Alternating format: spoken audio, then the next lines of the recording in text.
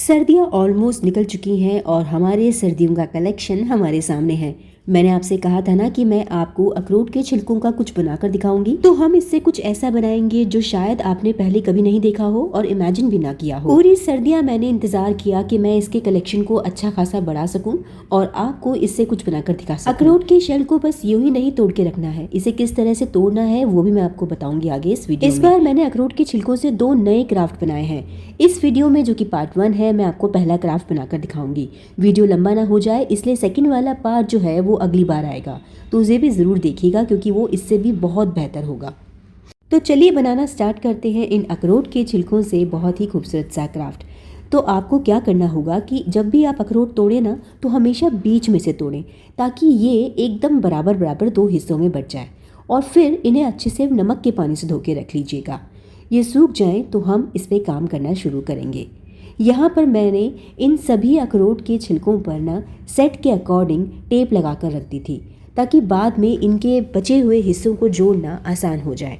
आपको भी इस बात का ध्यान रखना होगा कि जब आप अखरोट तोड़ें तो पहला तो वो बिल्कुल बीचों बीच से टूटे, यानी एकदम बराबर 2 हिस्सों में टूटे, और दूसरा जब उसे तोड़ लेना तो उसके ऊपर या तो नंबरिंग कर दें या फिर टेप लगा के जैसे मैंने किया है वैसे करके रख दें।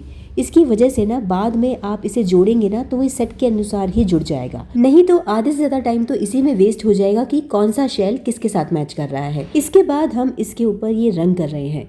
मैंने यहाँ पर ना एक्रेलिक कलर्स लिए हैं और जब आप इन कलर्स को लेंगे तो आपको इसे बिना पानी के इसके ऊपर यूज़ करना होगा। थोड़ा बहुत पानी चल सकता है लेकिन ज़्यादा डाइल्यूटेड मत कीजिएगा क्योंकि अखरोट की जो शेल है वो उसकी सरफेस थोड़ी अनइवन होती है, तो हमें इसके अंदर 2-3 कलर लेयरिंग करनी पड़ेंगी। मैक्सिमम आप 2 कर सकते हैं।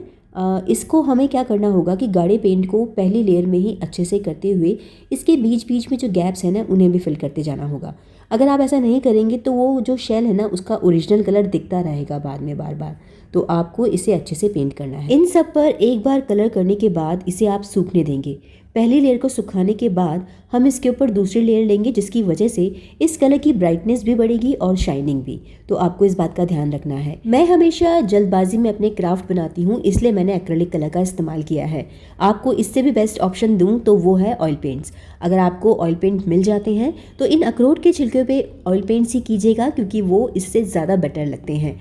और यहाँ पे हमने एक्रेलिक कलर किया है। अगर हम इसे सेफ रखना चाहते हैं तो हम इसके ऊपर वार्निश भी लगा सकते हैं जिससे इसकी शाइनिंग और बढ़ेगी। तो पहली लेयर मैंने यहाँ कर दी थी और इसे सूखने के लिए रख दिया था, और सेकंड लेयर भी मैं बाद में कर ही लूँगी। इसके बाद आगे का काम करते हैं। हमें आगे के लिए ये रस्सी चाहिए। मेरे पास क्योंकि थोड़ी मोटी रस्सी थी और मुझे थोड़ी पतली रस्सी चाहिए थी, तो मैंने इसी का कुछ जुगाड़ बनाने की सोची।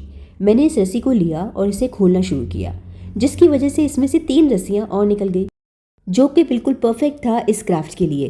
तो मैंने इस रस्सी को खोला और इसे लगभग 24 इंच लंबाई में कट किया और उसके बाद इसे खोल के इनमें से निकली हुई 3 रस्सियों को अलग अलग कर दिया।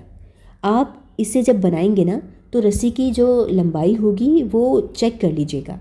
आपको इसे कितना लंबा या छोटा रखना है वो आप खुद डिसाइड करके भी इसे कर सकते हैं। इस क्राफ्ट में अखरोट के शेल्स लगभग 20 से 25 लगेंगे, कम या ज़्यादा हम अपने हिसाब से कर सकते हैं। उसी के अकॉर्डिंग हमें रस्सी के भी इन पार्ट्स की ज़रूरत पड़ेगी, तो जितने अखरोट होंगे उसके हिसाब से ही इन रस्सियों की भी संख्या हमें चाहिए होगी। तो मैंने ये सारी रस्सी कट कर ली है और इन्हें अलग अलग रख दिया है। तो इस तरह से हम इसे बीच में से पकड़कर इसे फोल्ड करेंगे और इससे हम इस पर काम करना शुरू करेंगे। और इन रस्सियों पर काम की शुरुआत होगी इन रंगीन ऊन से। यहाँ पर मैंने रेनबो कलर के अलग अलग कलर्स लिए हैं, इन्हीं का इस्तेमाल मैं करूँगी। अगर आपके पास ये ऊन ना होना तो आप रेशम के धागे भी इस्तेमाल कर सकते हैं या फिर रिबन का भी इस्तेमाल कर सकते हैं। सबसे पहले इस रस्सी के बिल्कुल बीचों बीच हमें वो रंग लेना है जो रेनबो कलर में सबसे मिडिल में आता है, यानी कि ग्रीन। इसे इस तरह से इसके ऊपर लपेटते जाना है। इस बात का आपको ध्यान रखना होगा कि रस्सी को आप टाइटली पकड़ेंगे और इस पर इस ऊन के धागे को भी आपको टाइटली ही रोल करते हुए इसके ऊपर रैप करना होगा। तो यहाँ मैंने कम से कम 8 से 10 बार इसे घुमाया और बाकी के कलर्स को भी इस रस्सी पर मैं इस तरह से रैप करती जाऊँगी। रेनबो में 7 कलर हैं तो हम उन 7 कलर को यहाँ पर इसके ऊपर डालते जाएंगे। अगर आपके पास इस तरह की कोई भी रस्सी ना हो ना तो आप ऊन के धागों को ही डायरेक्ट ले लीजिएगा। बस इतना ध्यान रखिएगा कि ऊन के धागे थोड़े पतले होते हैं, तो हम ऊन की 3-3 4-4 लेयर्स लेंगे। ये मैंने कंप्लीट कर लिया है, इसका एक लूप बन चुका है। अब इन दोनों पार्ट्स को ही एक साथ जोड़ देंगे, इसे टाइटली पकड़ेंगे और ये जो नीचे वाला पार्ट है ना लूप के, इस पर हमें एक अलग रंग की ऊन को लपेटना होगा। बहुत कसते हुए इस ऊन को इसके ऊपर लपेटते जाइए ताकि ये दोनों सिरे आपस में जुड़ भी जाएं और हम इसके ऊपर थोड़ी सी और ऊन लपेट सकें। लगभग 2 से 2.5 इंचेस तक हम इसके ऊपर ये ऊन लपेटते जाएंगे और इसे कंप्लीट करेंगे और बाद में इसे गिठान बांधकर सिक्योर कर लेंगे। बस इसी तरह से इसे कंप्लीट करना होगा। तो ये ऊपर का जो हमारा स्टैंड टाइप है ना वो बनकर तैयार जैसे ही कंप्लीट होगा, मैंने कुछ गांठें बांधी थी, उन्हें मैं खोलकर निकाल लूँगी। जब मैं इसके ऊपर ऊन लपेट रही थी ना तो ये रस्सियाँ खुली होने की वजह से बार बार उलझन पैदा करती है, इसलिए आप भी शुरुआत में इन रस्सियों को इसी तरह से बांध के रख लीजिएगा तो ऊन को लपेटने में बहुत ही सहूलियत हो जाएगी। बस इसके कंप्लीट होते ही हम इसे खोल लेंगे और अब बाकी का काम इनके साथ करेंगे। तो यहाँ आपको दिख रहा होगा कि रस्सियों की लंबाई थोड़ी छोटी बड़ी है, तो हमें कुछ ऐसा ही चाहिए, बल्कि हम इन रस्सियों को सेम लंबाई की नहीं रखेंगे। कुछ छोटी साइज़ की होंगी, कुछ मिडिल साइज़ की होंगी और कुछ लंबे साइज़ की होंगी। अब जो अखरोट के छिलके हमने बनाकर रखे हैं ना, कलर करके रखे हैं, उनसे काम करना है। उनके बीच हमें या तो मोती डालने होंगे या फिर थोड़े बहुत घुंघरू, और उन्हें डालने के बाद इसके शेल के किनारों पर हमें ग्लू लगाना होगा।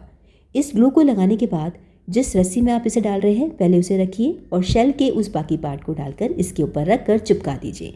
तो ये कुछ इस तरह से चिपक जाएगा इस रस्सी के साथ, और इसी तरह से हम बाकी के शेल्स को भी इस रस्सी पे चिपकाते जाएंगे। अखरोट के ये शेल्स जो हम यहाँ पर पेस्ट कर रहे हैं, हालांकि मैंने आपको वीडियो में इस तरह से इसे नीचे रख के दिखाया है चिपकाते हुए, लेकिन आपको एग्जैक्टली इसे खड़ा करके किसी स्टैंड पर ही लगाकर देखना होगा।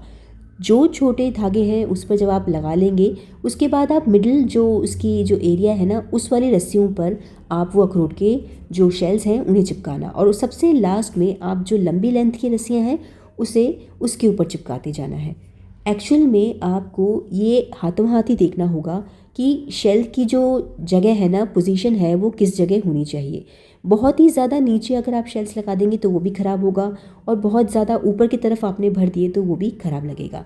तो आपको इसे स्टैंड पर किसी चीज़ पर टांग करना इन शेल्स को चिपकाएंगे तो ज़्यादा बेटर रहेगा। आई होप जो चीज़ मैं आपको समझाना चाह रही हूँ आप वो समझ गए होंगे, लेकिन फिर भी कोई कन्फ्यूजन हो तो आप मुझसे कमेंट करके पूछ लीजिए। ये दिखने में थोड़ा ईजी लगता है क्राफ्ट बनाना, लेकिन जो ये नीचे वाला पार्ट है ना, इसे आपको बहुत हिसाब से ऊपर नीचे करते हुए चिपकाना होगा।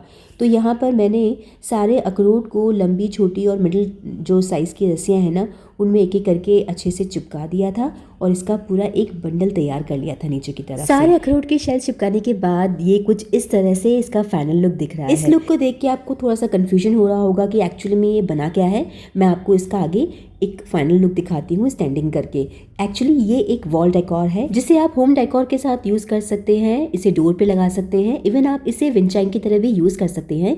क्योंकि हमने इसमें घुंघरू डाले हैं तो हवा के साथ ही जब भी हिलेगा तो इसमें से एक छोटा सा मधुर सा म्यूजिक निकलेगा और वो आपको बिल्कुल विंडचाइम की ही याद दिलाएगा। तो अब आप जल्दी से बताइए कि आपको ये क्राफ्ट आइडिया कैसा लगा। अगर आपको ये पसंद आ गया है ना, तो इससे अगले वाला जो वीडियो मैं आपके लिए लेके आने वाली हूँ अखरोट के छिलकों से बने हुए एक क्राफ्ट का, वो तो आपको इससे भी ज़्यादा पसंद आने वाला है फॉर श्योर।